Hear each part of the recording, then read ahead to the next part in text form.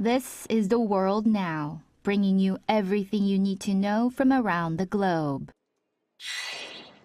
A total blackout has paralyzed Cuba as the nation's crumbling electrical grid suffered a complete systematic failure.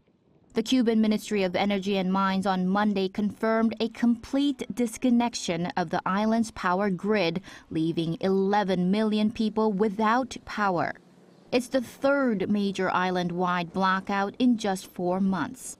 Cuba has blamed President Donald Trump's recent warning of tariffs on countries that supply oil to Cuba, which has effectively intensified a U.S. energy blockade against the island. President Trump on Monday even suggested the possibility of a friendly takeover, describing Cuba as a, quote, very weakened nation.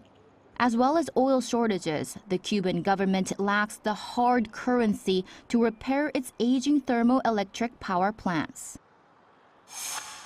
Former French President Nicolas Sarkozy returned to court in Paris on Monday to appeal his conviction for illegal campaign financing involving the Libyan government.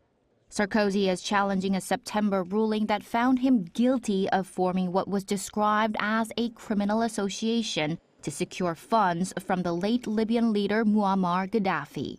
This landmark verdict marked the first time a former president of modern France received an actual prison sentence. Although the 71-year-old leader spent 20 days in prison last year, an appeals court ordered his release pending this new trial. 9 other co-defendants, including 3 former ministers, also face re-examination of evidence in hearings scheduled through June.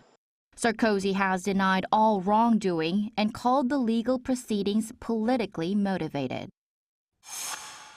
A federal judge in Boston has blocked the Trump administration from cutting down the U.S. childhood vaccine schedule. Judge Brian E. Murphy issued a temporary injunction on Monday against Health Secretary Robert F. Kennedy Jr.'s order to end broad recommendations for several childhood vaccines. The decision pauses the administration's plan to stop universal shots for flu, hepatitis, and meningitis. Judge Murphy said that Kennedy likely violated federal law when he changed the entire vaccine advisory panel.